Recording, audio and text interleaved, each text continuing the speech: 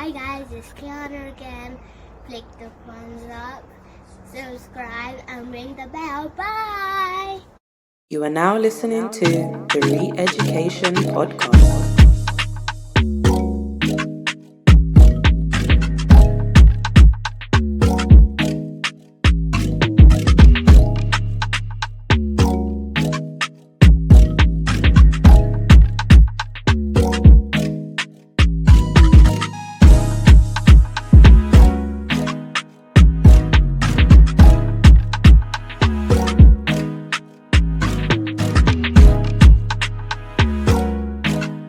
Hi guys, it's Kiana again.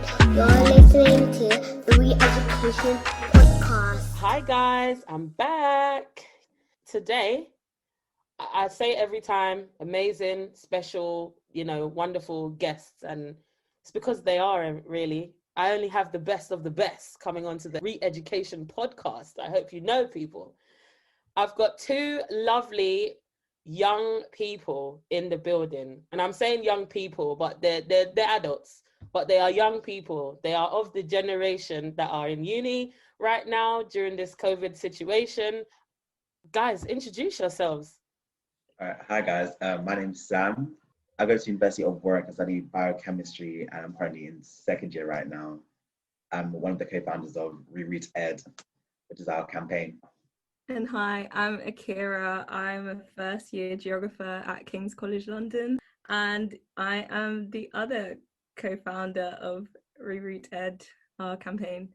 Yes, I hope you paid attention, guys, as to what they're studying. They're out here doing their thing, and as they mentioned, Reroot Ed is would you say it's a campaign or would you say it's the organization? What would you call it right now, Reroot Ed?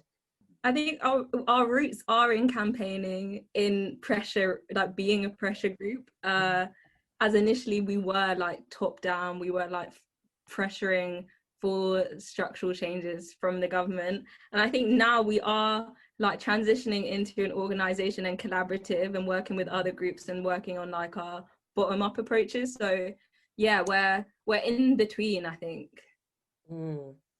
So before we jump into anything, I just want to say how I met Akhera and Sam. So as I've mentioned, I work for a charity that delivers coaching programs to young people. And as part of, I want to say one of the partnerships or one of the engagement pieces of work that my colleague at the time was doing, it involved attending the Advocacy Academy's alum event. And myself and my colleague went to this event and gave a talk around the criminal justice system.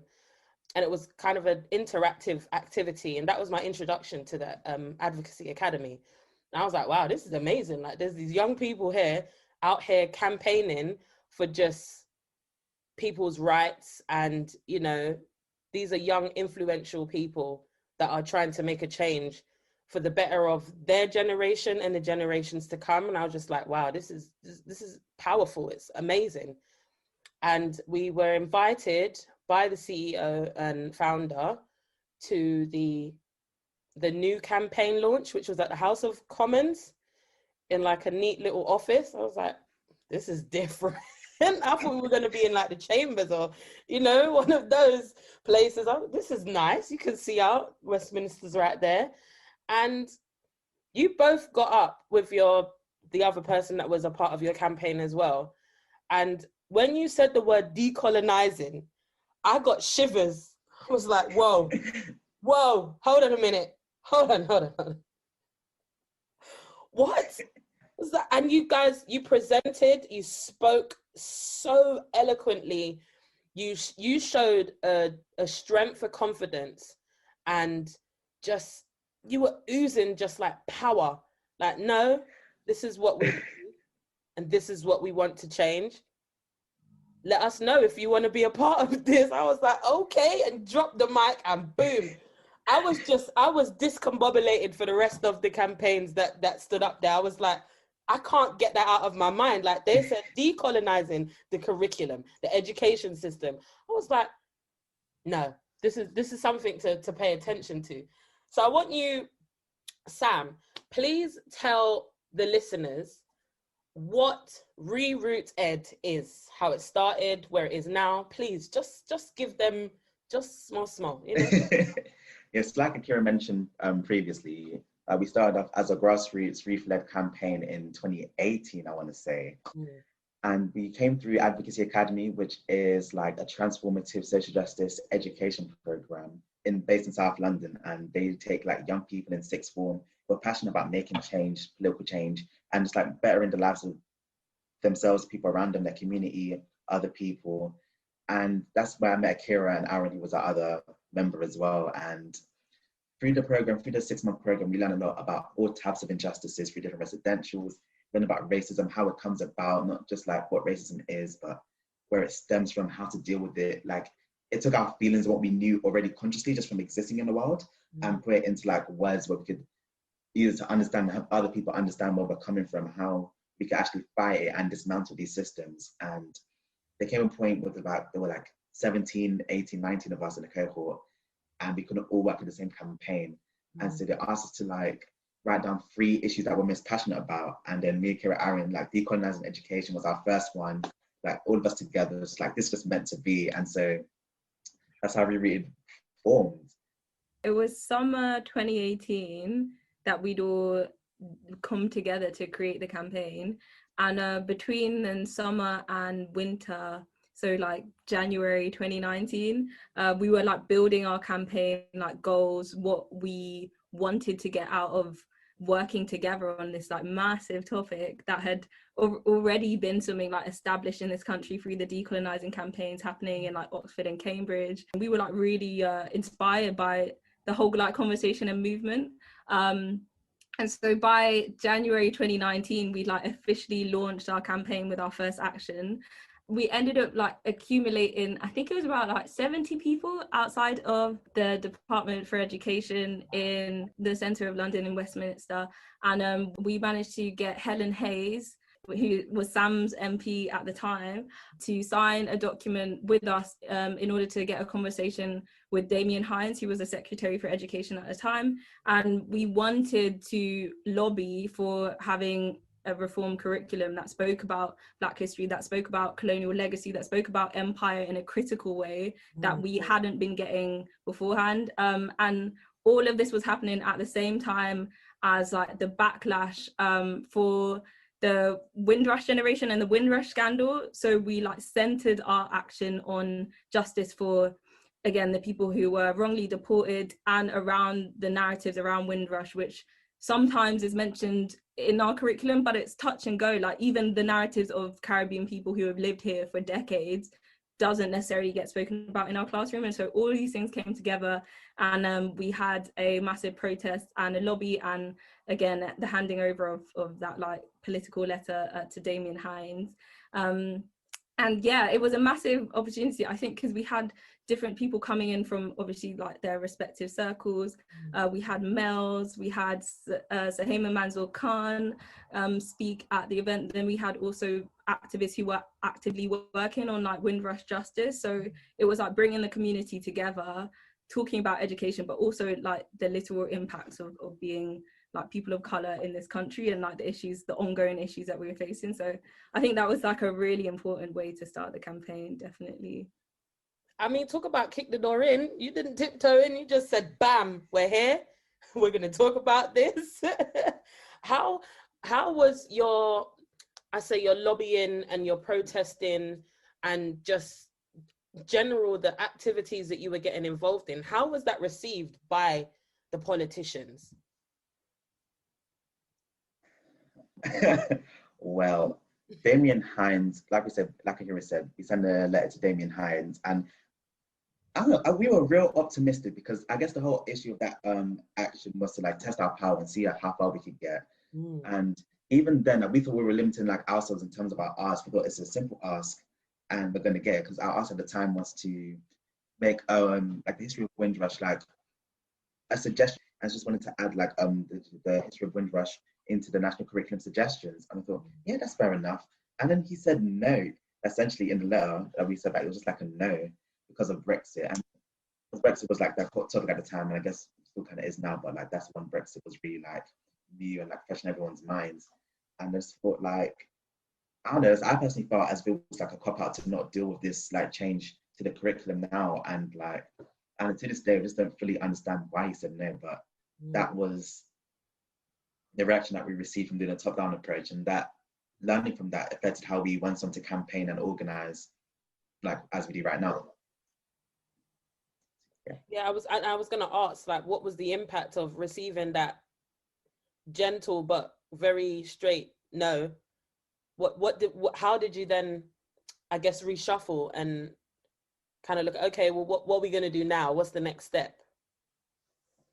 I think it was a massive blow, but at the same time, it wasn't unexpected, given, again, we were literally coming out of like the hostile environment. Like, we have a very conservative government still, and we had a conservative government then, and it was a conflict that I think we half expected to come against. And so I think in the process, it was quite, I don't know, fulfilling to have had all of those connections with communities before we got that letter, because we realized we built so much power by collaborating with other activists and other people who've been working on curriculum change and working on like decolonial lenses and perspectives in their work in Britain. So I think it gave us a basis to be like, well, we're going to carry on. We already have these links and people that we can work with, and that they're actually proactive and they have agency, unlike the government do, because I don't think that they even think they have any power to change things.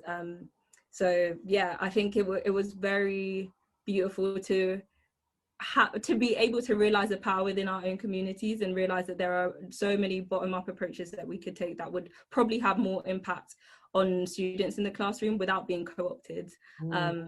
So yeah, and so from that point we were like, okay, if we can't do the top-down approach, we will figure out how we can use the networks that we already have to collaborate with people and to get changes made in the classroom. And I think that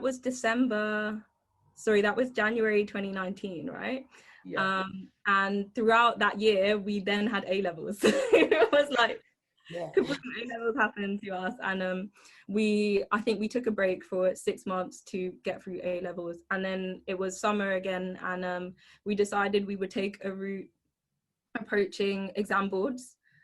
So we did tons of research about what the history curriculum looked like with edXL, with AQA, with OCR, and through that we ended up like creating a better relationship with Runnymede Trust, who you've probably heard about, who created a migrations module for OCR history. So we were like, okay, gains are being made within exam boards, like this is an area that we could speak to, especially because we're young people, and obviously massive organizations have a say on these things, but young people don't necessarily, especially young Black students who have problems and critiques with the way the curriculum is built and taught, we don't necessarily have an input. So how do we bring our input to the table and get more of these changes made? And so yeah, we were working over summer.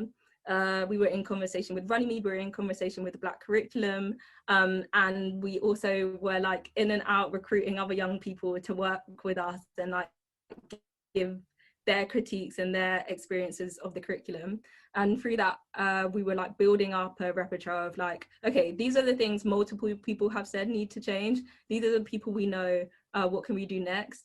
And then at the time, Fill in the Blanks, which is our like sister campaign, had gained so much momentum from their action, which had happened. So like December 2019 was when Fill in the Blanks launched their action.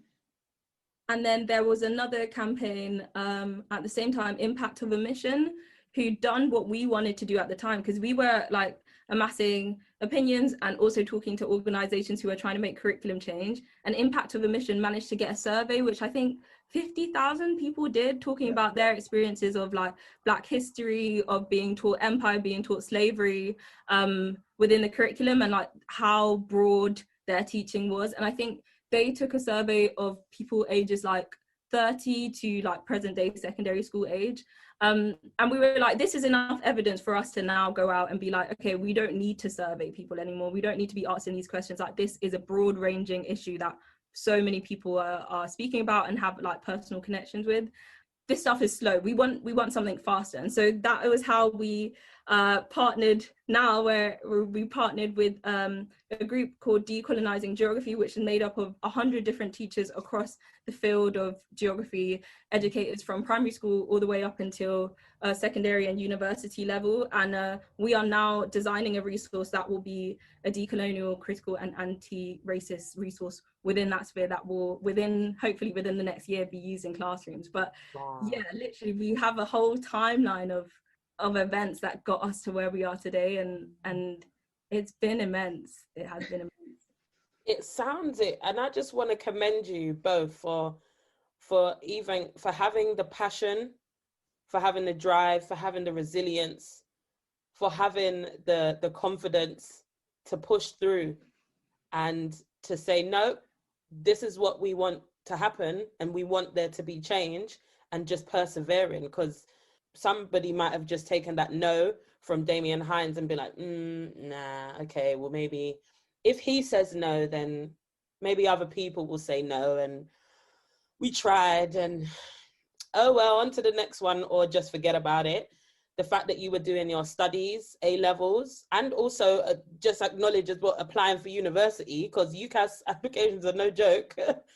Let's be serious. That you're doing your student life as well as campaigning, lobbying, trying to build these partnerships with other organizations, trying to build momentum, trying to get people, trying to make noise. And even within noise, it's like you're not heard, but you still persevered. And I just want to commend you both for the hard work and the grafting that you've put in. I want to take a moment to ask you, can you break down the term that is decolonizing education? I feel like decolonizing has become one of those words that like everyone knows and everyone uses because it becomes radicalized, and it's so widely used that people, there's like a lot of like, yeah, it's a buzzword, yeah, a lot of interaction, what it truly means. Like when I explain like decolonizing to like my friends or whatever, like I kind of like differentiate between diversifying and decolonizing, because like something like diversifying would be like adding like Black writers to like a reading list, or adding just like adding Black writers to a reading list. But like decolonizing itself is about challenging like colonial structures in the classroom itself. Like adding, let's say, bell hooks to the classroom. Bell hooks is a fantastic writer, but what does that do to challenge the structures of racism and colonialism in the classroom? Like it's good for like representation and it makes people like feel good, but it doesn't challenge racism in the way that we need it to. Whereas decolonizing the curriculum is about, it's from the perspective that we're coming from, creating a anti-racist, critical and inclusive curriculum. That's like, I guess our slogan. That's where we're targeting decolonizing education from. Even talking about the British curriculum now, like it's described as like ethnocentric because it only focuses on like British history and it only focuses on like British language. And that's not all of Britain's story. Like Britain itself affects like the whole globe, and it's not right that Britain gets to pick and choose aspects of its narratives and leave out all these other narratives where people don't feel represented, and Britain doesn't take accountability for the actions that it causes and for structuring the world in the way that it did. When we're talking about creating an anti-racist, inclusive, why is it not just one side? How can we argue about this or that? How can we bring multiple views, multiple viewpoints, multiple discussion points? Where can we get, perspectives? That's the word I was looking for. Thank you. So how do we get like, focus on like Western scholars, for example, how do we bring in like African scholars and like Asian scholars and their views and perspectives into the classroom? How do we like our students and teachers opportunity to explore these themes in a way that doesn't like paint Britain as this like Great Britannia? And yeah, for me, that's what decolonizing means. How do we challenge these structures and make an anti-racist, critical, inclusive curriculum that everyone can benefit from equally? Yeah, I mean, Akhera, did you have anything you want to add to that? No, I think Sam summarized it very nicely. I think back to like my education and history, like I would have believed for a good part of like my young adult life that Black people came here from after slavery or just through slavery.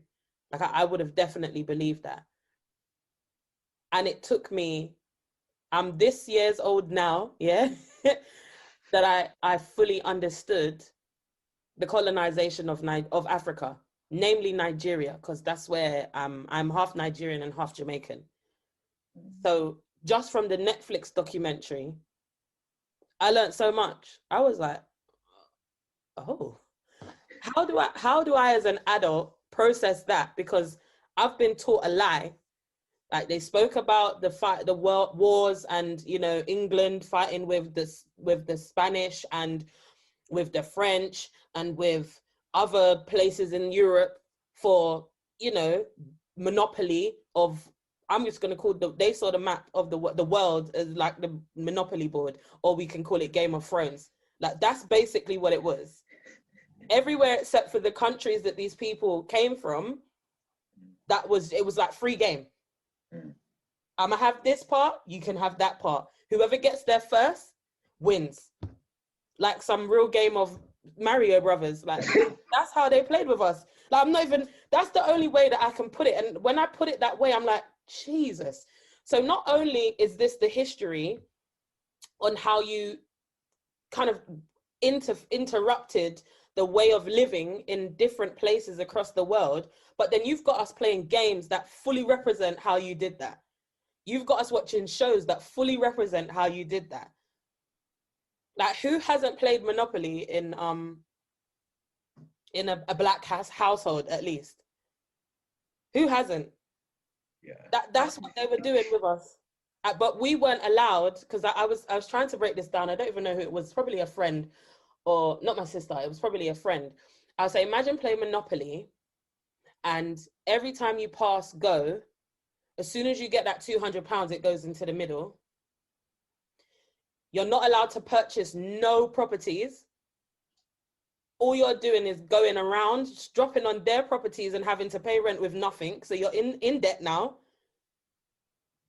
Then you go to jail. You can't get out of jail with money. You've got to throw the dice and hope that you get lucky, or wait 3 turns.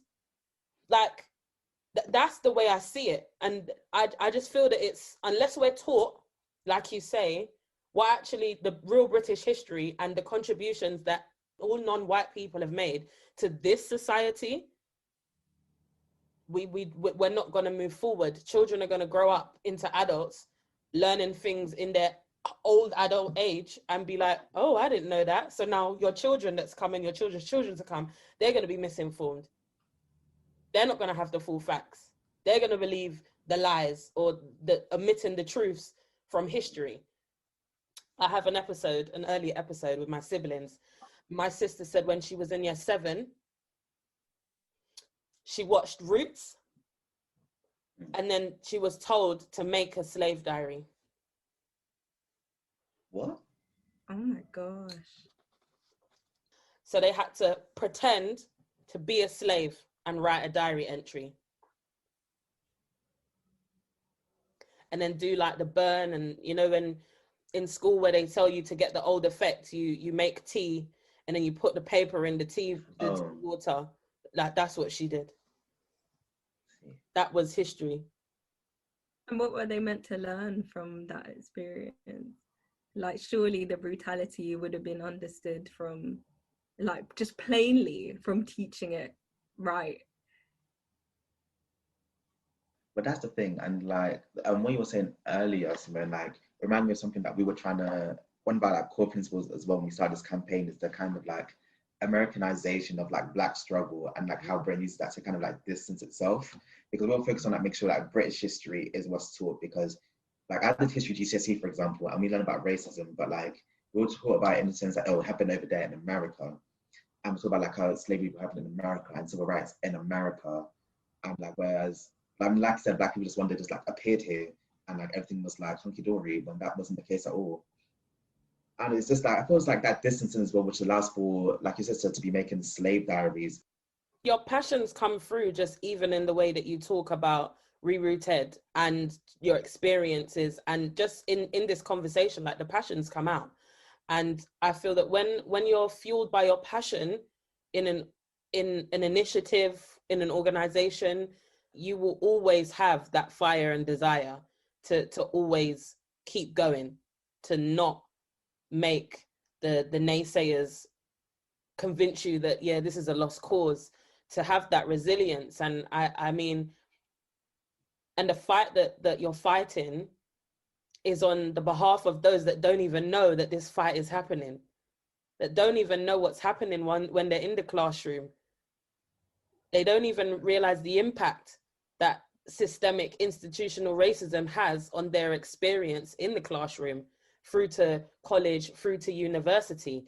Like it's continuous. It never stops. It goes further on into your career, into the workplace. Like racism don't ever stop, and it won't stop until the awareness is here, the education happens, and people in positions of power, and like you say, also from the bottom up, not just from the top down.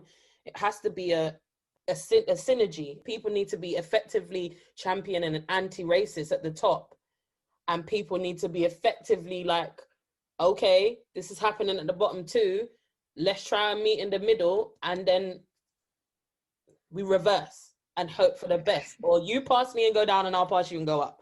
Maybe that's what needs to happen. Maybe we need to switch places with some people at the top and let them have the experience that our children and, you know, siblings and whoever it is experience in the classroom.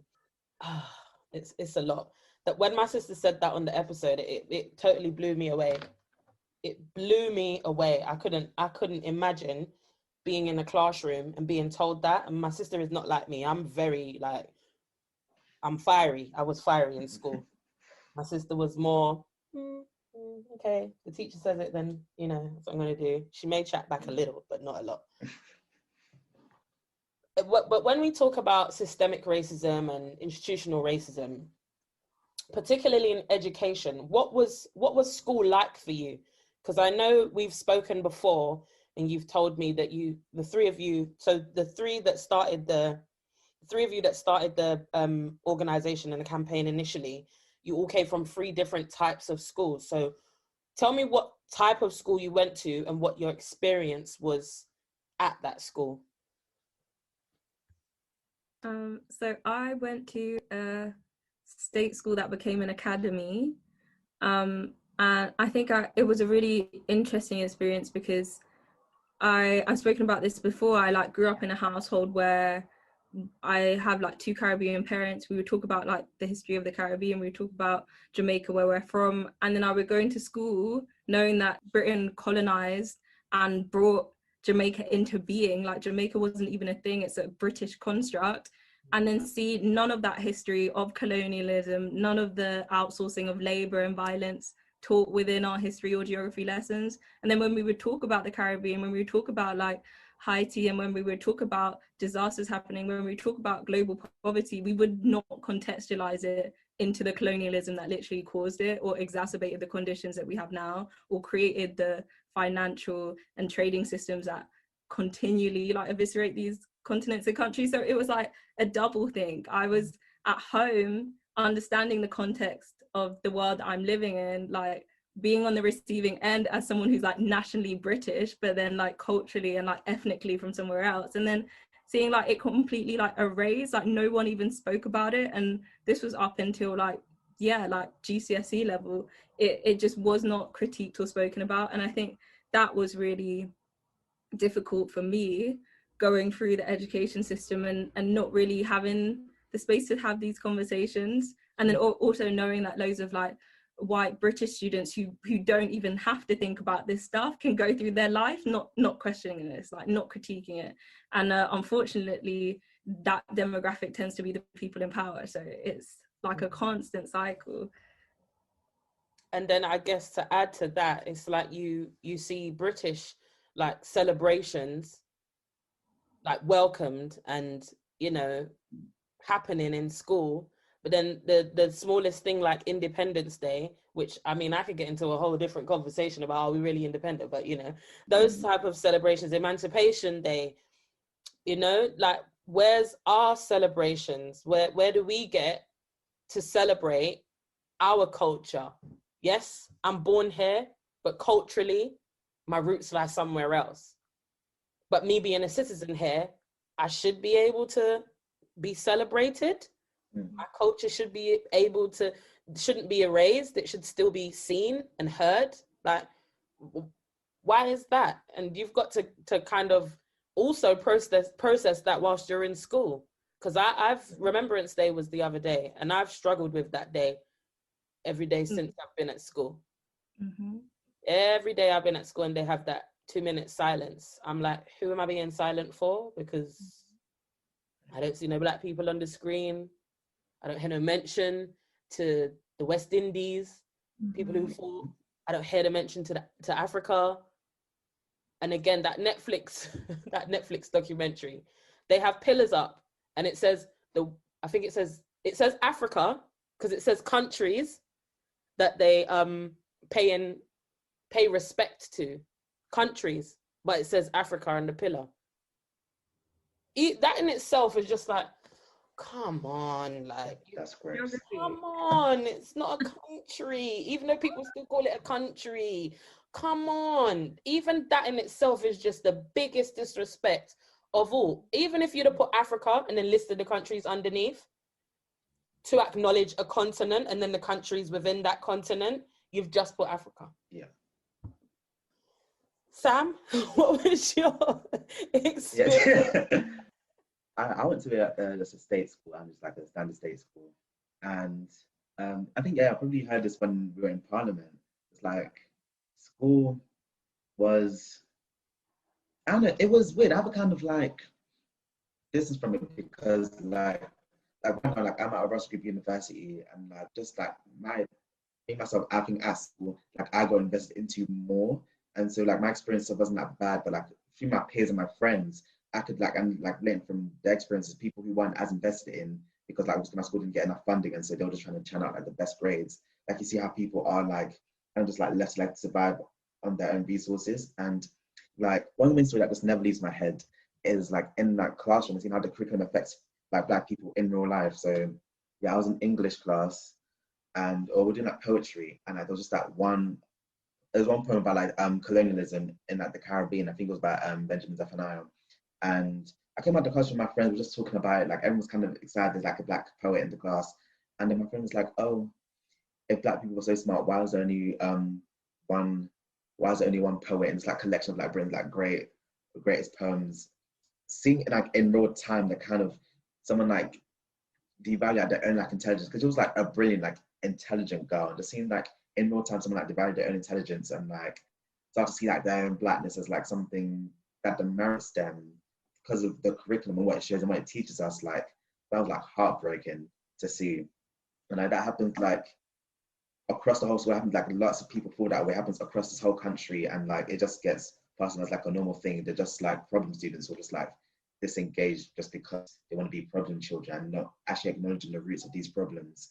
And so that's what a state school showed me about how curriculum affects students. Hi guys, it's Keanu again. You're listening to the Re-Education Podcast.